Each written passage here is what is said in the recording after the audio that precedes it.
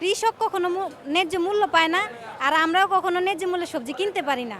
মাঝখান থেকে সিন্ডিকেট বলেন, ব্যবসায়িক বলেন, তাদেরই লাভ।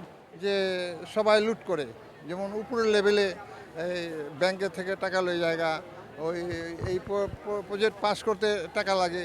এই জন্য আমাদের বাঙালির কখনো উন্নত হয় না। সবসময় আমি খাই, আমি বাঁচি, এই চেষ্টা করলে কখনো বাংলাদেশ উন্নত হবে না। একটা শুক্রবার এমনিতে একটু দাম বেশি নেয় এরা। স্বস্তি আশা করি, এখন দেখা যায়, মানে আশায় বুক বাঁধতেছি, পরবর্তীতে কী হয় দেখা যাক। ঈদুল আজহার আমেজ শেষ হতে না হতে এসেছে নতুন অর্থবছরের বাজেট। সাধারণত বাজেট ঘোষণার পর নিত্য প্রয়োজনীয় পণ্যের বাজারে অস্থিরতা দেখা দেয়, বাড়ে দাম বাড়ার আশঙ্কা। তবে এবার রাজধানীর কাঁচা বাজারে দেখা গেল ভিন্ন চিত্র। বাজেটের পরদিনই বাজার রয়েছে স্থিতিশীল, নেই হঠাৎ মূল্যবৃদ্ধির কোনো চাপ। শুক্রবার সকালে কারওয়ান বাজার ঘুরে দেখা গেছে ডিম, মুরগি, পেঁয়াজ, আলু কিংবা ভোজ্য তেলের দামে বড় কোনো পরিবর্তন হয়নি। ক্রেতাদের অনেকেই বলছেন অন্তত এবার বাজেটের পরপরই বাড়তি দামের আতঙ্কে পড়তে হয়নি। কারওয়ান বাজারে বাজার করতে আসা বেসরকারি চাকরিজীবী তানভীর আহমেদ বলেন, অন্য বছর বাজেটের পরদিন থেকে অনেক পণ্যের দাম বাড়তে শুরু করে, আর এবার সেই পরিস্থিতি নেই। ডিম, মুরগি, পেঁয়াজ ও তেলের দাম আগের মতোই রয়েছে।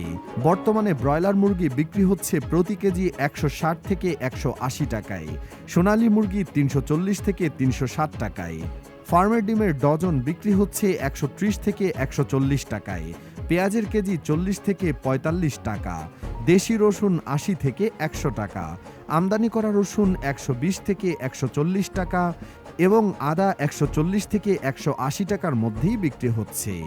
আলুর দামও রয়েছে নাগালের মধ্যে, প্রতি কেজি 20 থেকে 30 টাকা।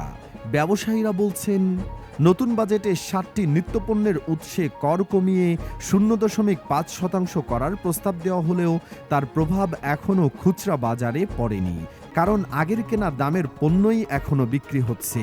তবে পাইকারি বাজারে দাম কমতে শুরু করলে সেই সুফল ভোক্তারাও পাবেন বলে আশা তাদের। এদিকে ক্রেতাদের দাবি, শুনেন, যতই হোক কৃষক কখনো ন্যায্য মূল্য পায় না, আর আমরাও কখনো ন্যায্য মূল্যে সবজি কিনতে পারি না। মাঝখান থেকে সিন্ডিকেট বলেন, ব্যবসায়িক বলেন, তাদেরই লাভ। ঠিক আছে, একটা সবজি মাঠ থেকে আসে 5 টাকা দামে, সেটা মানে ওনাদের পরিবহন খরচ সহ শহরে আসতে আসতে হয়তো 20 টাকা পড়ে, কিন্তু ব্যবসায়িকেরা ওটা আমাদের থেকে 50 টাকা নেয়।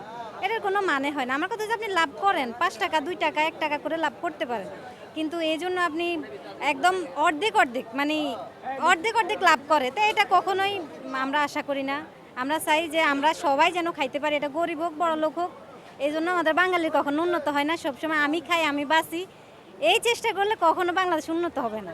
সস্তা এক জায়গায় এই 40 টাকা, এক জায়গায় 20 টাকা, এরকম অবস্থা এক একটা জিনিসের। আর তুলনামূলকভাবে সস্তা,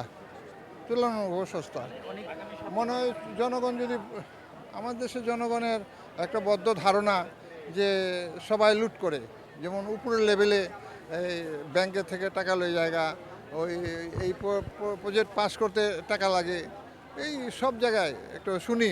আমার তো প্রত্যক্ষ প্রমাণ নাই, আমার খালি মুখেই বলি, মুখে শুনি। সেই হিসেবে আমাদের উন্নত হওয়া দরকার। মিডিয়াম আগে যা ছিল তাই আছে, কোনো পরিবর্তন নাই। একটা শুক্রবার এমনিতে একটু দাম বেশি নেয় এরা, ওদিক দিয়ে। বাজেট পাস হয়েছে ঠিক আছে, বাজেট যে হারে পাস করছে আমরা তো দেখছি, কিন্তু ওই হারে এখানে দাম কমেনি, আরও উল্টো কিছু কিছু বাড়ছে। এখন শুনেন, এখন বাজেট উঠছে, এখন ওরা বাড়াই দিবে, পরে আবার একটু কমাই দিবে, তখন দেখাবে যে এই যে আমরা কমছে। এটাই হলো আমাদের বাঙালি স্বভাব, আর এর চেয়ে বেশি কিছু না। স্বস্তি আশা করি, এখন দেখা যায়, মানে আশায় বুক বাঁধতেছি, পরবর্তীতে কী হয় দেখা যাক। কার্তিকটা এটা হলো হচ্ছে মহাজনদের, ওখান থেকেই হলো কার্তিক। আর খুচরা বাজার এরা বেশি করে কিনে আনলে এরা তো বেশি বেচবেই, এদের কাছে তো কোনো হাত নেই, এরা তো ব্যবসায়ী, সব এরা তো লাভ করবে, লাভের জন্য তো কষ্ট করে বসে থাকা, কিন্তু আমাদের মেইন গোড়াটাই হলো সমস্যা। সরকার ঘোষিত কর ছাড়ের সুবিধা যেন দ্রুত সাধারণ মানুষের কাছে পৌঁছায়, সেজন্য বাজার মনিটরিং আরও জোরদার করা প্রয়োজন। তাদের প্রত্যাশা, এবারের বাজেট শুধু কাগজে কলমে নয়, বাস্তবেও কিছুটা স্বস্তি এনে দেবে সাধারণ মানুষের সংসারে। শাহ মনির, অগ্রযাত্রা প্রতিদিন, ঢাকা।